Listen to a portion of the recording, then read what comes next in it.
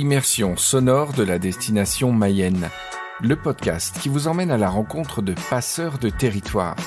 Ils ont pour point commun l'éthique, la bienveillance, l'éco-responsabilité, la passion du partage et pour fierté les 1000 facettes de leur territoire, la Mayenne. On est loin de la Mayenne, il nous tarde de revenir, on est en manque. Nous sommes aujourd'hui dans le Nord Mayenne, à proximité de la Corniche de Paille, un site naturel d'exception.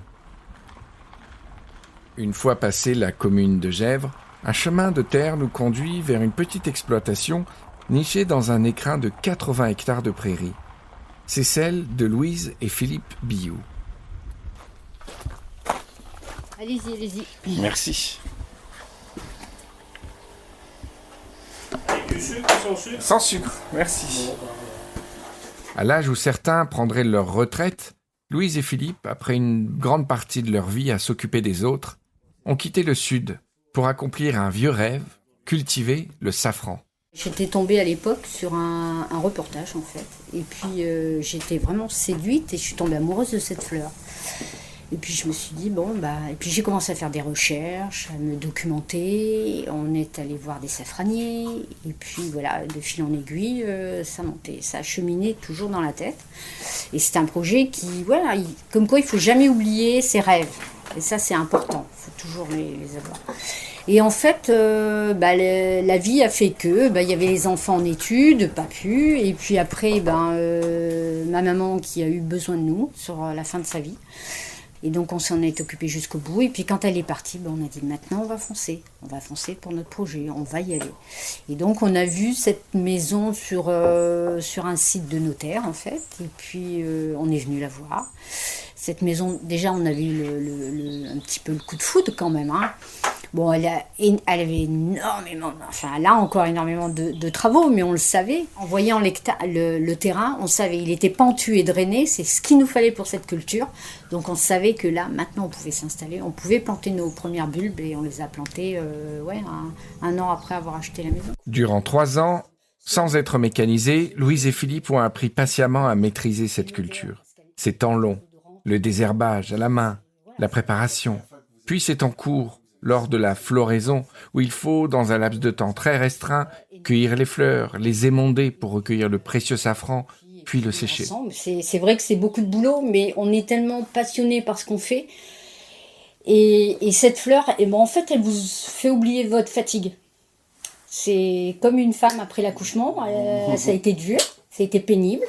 Mais une fois qu'elle a le bébé dans les mains, elle a tout oublié. Le safran, la cueillette, c'est un peu ça. Une fois qu'on a récupéré les fleurs et émondé, on oublie très vite la fatigue. Cultivé en bio, séché à l'abri du soleil pour en conserver la précieuse composition chimique, le safran de Louise et Philippe, récemment analysé en laboratoire, est d'une qualité pouvant rivaliser avec les meilleurs safrans à l'international. Mais loin d'en faire un produit inaccessible, réservé à une élite, Louise et Philippe ont à cœur de démocratiser le safran. Celui qui n'a même pas un budget, il va faire, à l'époque de la Saint-Jacques, il va se faire 4 Saint-Jacques au safran pour même pas le prix d'un McDo. C'est quelque part, et puis il va toucher quelque chose, le Graal. C'est comme la truffe. La truffe, on dit, c'est super cher, mais la truffe, ça se râpe, c'est délicat, c'est... le safran, il ne faut pas en mettre beaucoup, autrement ça tue tout. Et puis sa puissance est telle puissant, Et puis en quelque part, on se fait du bien en même temps, parce que justement, on amène les petites notes qu'il faut. Du coup, avec très peu, on fait quelque chose de très bon. Ça va même pas dans notre sens, parce qu'un safran bien utilisé, il faut beaucoup de temps pour utiliser le stock qu'ils vont acheter. Ça va pas dans notre sens, mais c'est pas notre préoccupation. Notre préoccupation, c'est faire du bien, du plaisir, Plaisir, et puis faire quelque chose de vrai.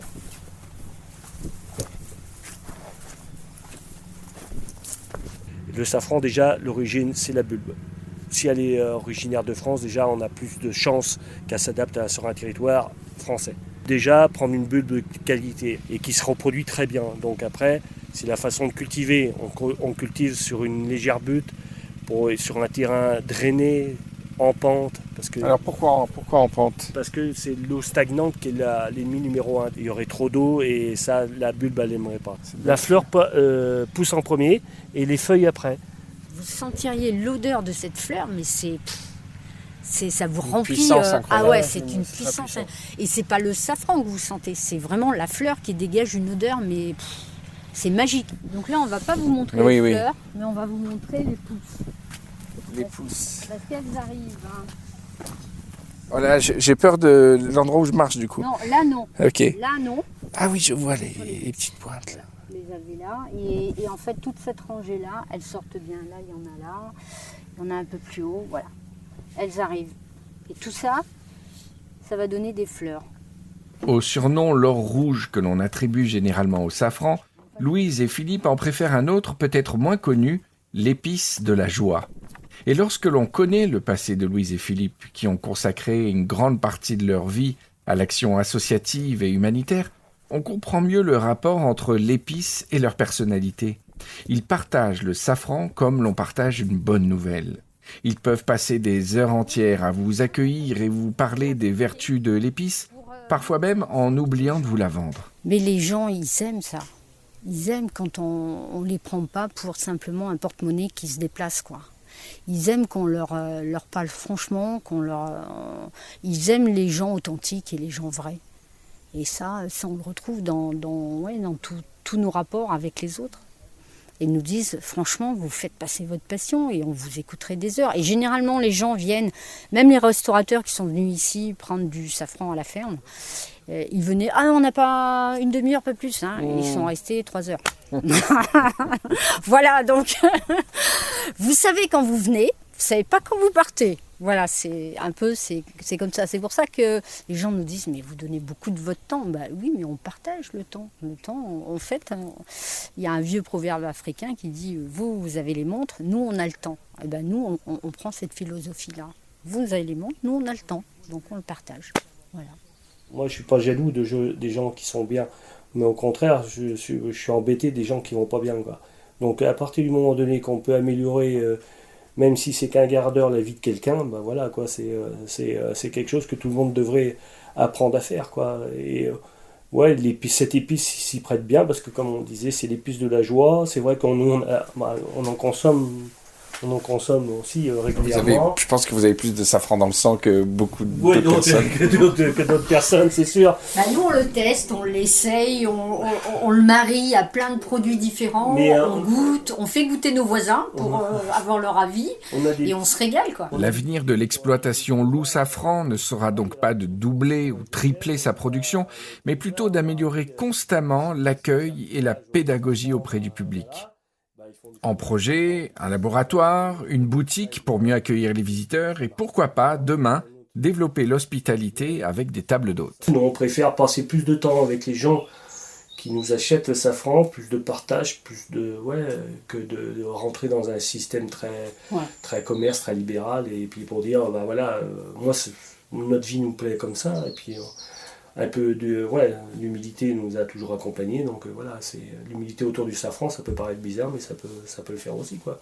Parce que les gens en ont besoin aussi qu'on leur explique un produit et de savoir qu'on a envie de travailler différemment, et puis on explique aussi la façon que l'on vit, et puis ça interpelle beaucoup de gens, quoi, aussi. En 3 ans, les sudistes se sont parfaitement intégrés au tissu mayennais. Ils collaborent avec des producteurs, restaurateurs, apiculteurs pour faire découvrir le safran. Aujourd'hui, leur terre est en Mayenne et leur cœur visiblement aussi. La Mayenne, c'est vraiment un département qui a toujours été là, l'Office du tourisme, la communauté de communes, que ce soit n'importe qui. Ils ont toujours été là pour nous donner les bonnes adresses, pour nous mettre en avant, pour dire il y a ça qui se passe, il faut que vous soyez là. Justement, avec ce regard que vous avez, comment vous définiriez le caractère mayennais ? Alors, le caractère mayennais, c'est un caractère rural. C'est comme dans d'autres régions, les régions viticoles, les régions très rurales et tout ça. Au début, les gens se méfient, regardent. Vous observez. Ils observent. Bon, ils voient des gens qui arrosent avec un arrosoir ou un tuyau d'eau, qui n'ont pas de tracteur, qui ont un motoculteur, qui ont un 4x4 dans la safranière. Bon, après, ils disent, ces gens-là, ils ont 60 balais, enfin, ils ne connaissent pas notre âge, mais bon, ils ne sont pas venus là pour nous en mettre plein la vue, quoi. Et puis, bon, on est très respectueux, nous, déjà, par rapport à nos parcours. Et puis, du coup, ça se passe bien. Après, la Mayenne, il y a la valeur ajoutée de la Mayenne, c'est ses habitants, mais aussi ceux qui viennent s'installer. Bon, et ceux qui restent et ceux qui viennent avec des projets comme nous, il y en a plein qui s'installent en Mayenne, qui ont des parcours de vie fantastiques. Des gens qui sont vraiment, qui viennent de métiers de ouf, hein, on en a vu. Voilà, ils seraient restés dans leur profession, ça va, ils préfèrent perdre en qualité financière et aller dans une qualité de vie. Alors ça fait la richesse aussi de la Mayenne, parce que c'est des gens qui ont des initiatives, c'est des gens qui ont des projets, c'est des gens qui sont respectueux. Et les touristes qui sont en Mayenne, c'est un touriste pas de masse, c'est un touriste de qualité, qui recherche la tranquillité, qui a la qualité de vie, qui recherche plein de choses. Alors il faut tout pour faire un monde, c'est sûr, mais bon, c'est vrai que la Mayenne est bien placée pour ça. Et puis ce territoire, moi je trouve qu'il y a un peu de tout, et il se prête à une qualité de vie, quoi. Alors, aussi bien qu'en touriste qu'en vie de tous les jours, quoi. Quelqu'un qui s'installe ici, c'est loin d'être bête, quoi. On a découvert les Mayennais, mais alors d'origine ou pas, mais en fait les gens qui habitent en Mayenne. Et nous, c'était que de l'amour. Notre première expérience avec la Mayenne, c'était sur Pré-en-Paille. On rentre à la cave, on se dit, tiens, il y a une cave, on va aller acheter une bouteille de vin, une bonne bouteille de vin. On rentre, et puis c'était en janvier, je me rappellerai toujours, il y avait du gui qui était suspendu au-dessus de la porte. On a franchi la porte, et la personne qui s'en occupe, Martine, qui est devenue une amie, elle dit, bougez pas, faut que je vienne vous embrasser, sous le gui. Alors ça, vous le trouvez pas ailleurs. C'est magique. C'est des petites choses comme ça qui font que tous les jours, ça vous fait grandir et ça vous projette en avant. C'est peut-être cela, la Mayenne, terre du milieu où la joie peut se cultiver avec beaucoup d'attention. Cette joie peut se cueillir et, comme pour le safran, une toute petite quantité suffit pour la partager.